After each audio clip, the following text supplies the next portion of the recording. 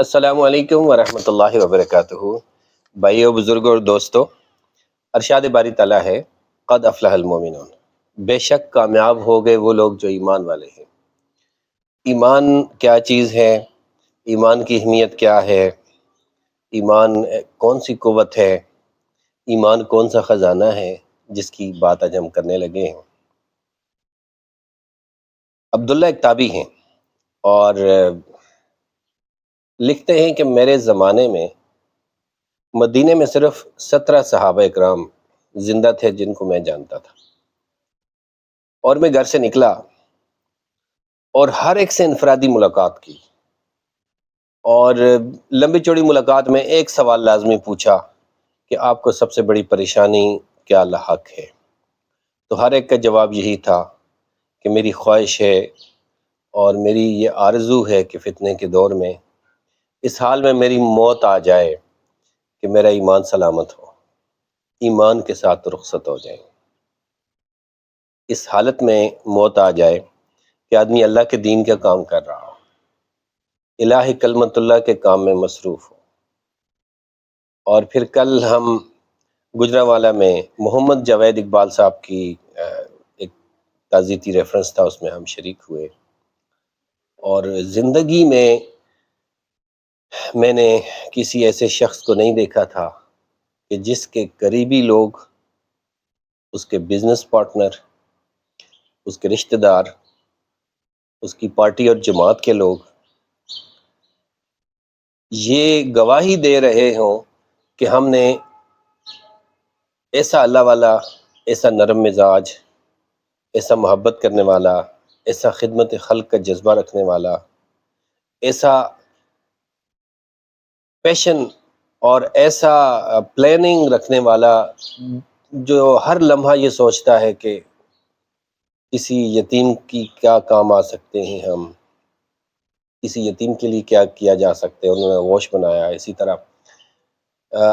بیواؤں اور آرفنز کے لیے بہت کام کیا، انہوں نے بہت سے پانی کے پروجیکٹ، بہت سے پروجیکٹ کا ذکر کیا۔ اور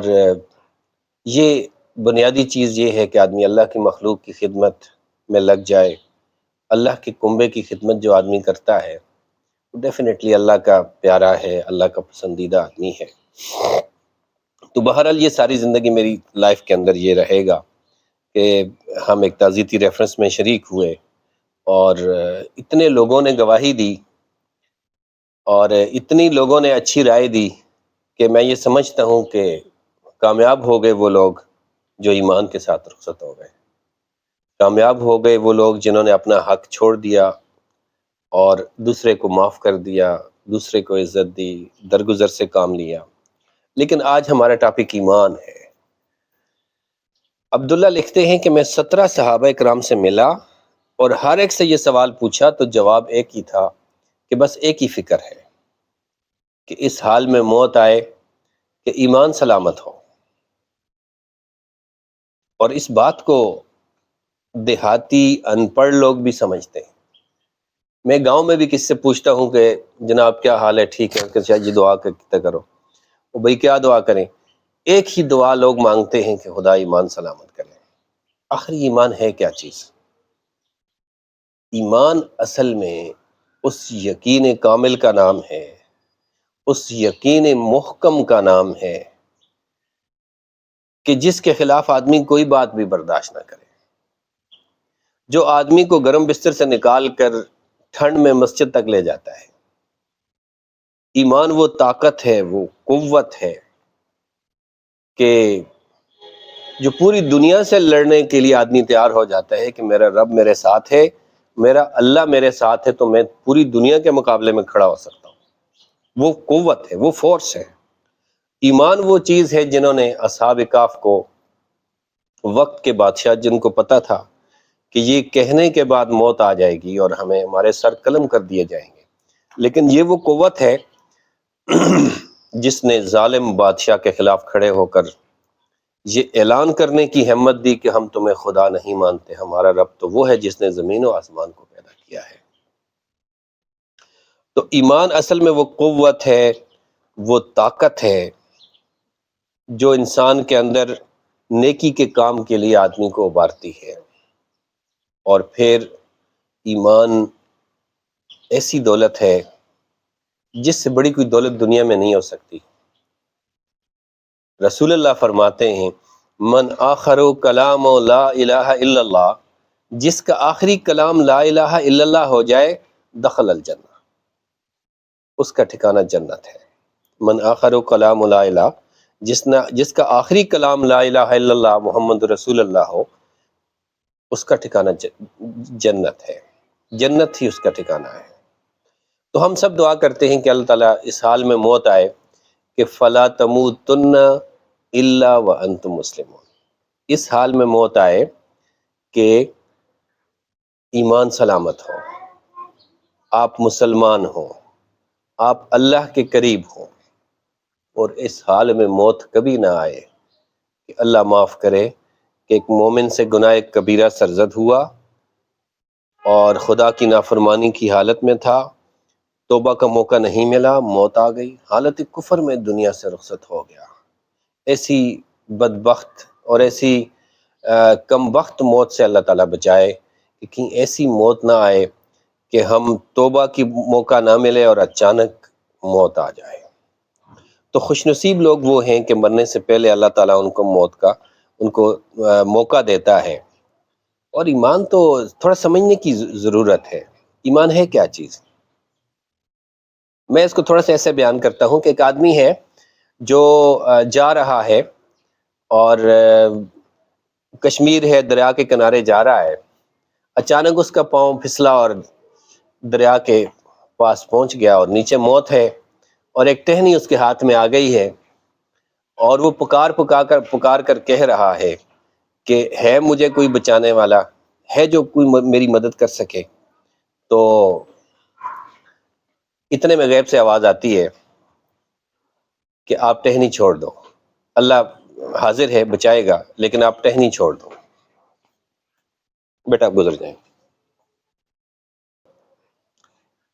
دریا کے کنارے جا رہا ہے اور اس کا پاؤں پھسل جاتا ہے اور وہ پکارنے لگتا ہے، ہاتھ میں ایک ٹہنی آ جاتی ہے اور ٹہنی کو پکڑا ہوا ہے اور ہر طرف سے پکار رہا ہے، کوئی انسان، کوئی چیز، کوئی ہے جو میری، کوئی سننے والا نہیں ہے۔ اور کافی پکارنے کے بعد جب تھک جاتا ہے تو اچانک غیب سے آواز آتی ہے کہ آپ کا رب آپ کو بچانے کے لیے حاضر ہے، اور شرط یہ ہے کہ ٹہنی چھوڑ دو۔ وہ بڑا سوچتا ہے، بڑا اس پہ غور کرتا ہے، لیکن وہ کہتا ہے کہ ٹہنی نہیں چھوڑی جا سکتی۔ ہمارے ایمان کی حالت یہ ہے کہ ہمیں پتہ ہے کہ اللہ رزق دینے والا ہے، ہمیں پتہ ہے کہ اللہ بچانے والا ہے، ہمیں اس بات کا علم ہے کہ جو بندہ بھی اللہ کے لیے آج تک کھڑا ہوا، اللہ نے اس کو ذلیل نہیں ہونے دیا۔ جو بندہ بھی اللہ کے لیے اٹھا، اللہ کے لیے جس نے علم اٹھایا، دین کے لیے کھڑا ہوا، اللہ نے اس کو بچایا۔ آپ جانتے ہیں کہ اصحاب کہف چند سیکنڈ میں اور چند منٹوں میں اس نے سنسار کر دینا تھا، لیکن اللہ نے اصحاب کہف کو بچایا، اور وہ جو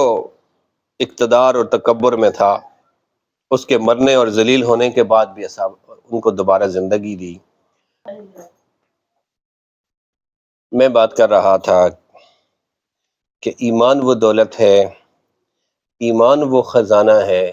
جس کے متبادل کوئی چیز نہیں ہے۔ ایمان قبر کی روشنی ہے، ایمان پل صراط کا ساتھی ہے، ایمان شفاعت کا ذریعہ ہے، اور ایمان وہ چیز ہے جو اللہ پہ یقین ہے، جو اللہ پہ بھروسہ ہے، اور پھر یہ ایمان، انبیاء کا ایمان بڑھتا رہتا ہے، اور عام آدمی کا ایمان کبھی بڑھتا ہے کبھی کم ہوتا ہے۔ اسی لیے صحابہ کرام میں سے ایک ساتھی نے کہا کہ اللہ کے رسول، جب ہم آپ کی محفل میں بیٹھے ہوتے ہیں تو ہم بہت کچھ سوچتے ہیں کہ ہم یہ بھی کریں گے، یہ بھی کریں گے، لیکن جب یہاں سے چلے جاتے ہیں، بچوں میں مصروف ہو جاتے ہیں، تو پھر ہماری وہ حالت نہیں ہوتی۔ اور کہا کہ ہم منافق ہو گئے ہیں، لیکن ایسا نہیں ہے، عام آدمی کا ایمان بڑھتا بھی ہے اور کم بھی ہوتا ہے۔ اللہ نے فرمایا ہے کہ وَإِذَا تُلِيَتْ عَلَيْهِمْ آيَاتُنَا زَادَتْهُمْ ایمانا، کہ جب ان کے سامنے ہماری آیات پڑھی جاتی ہیں تو ان کے ایمان میں اضافہ ہوتا ہے۔ ایمان والوں کی یہ صفت بیان کی ہے کہ جب قرآن پڑھا جائے تو اس سے یہ معلوم ہوتا ہے کہ دنیا میں آپ اللہ پر یقین اور اللہ پہ بھروسہ، اللہ پہ جو آپ کا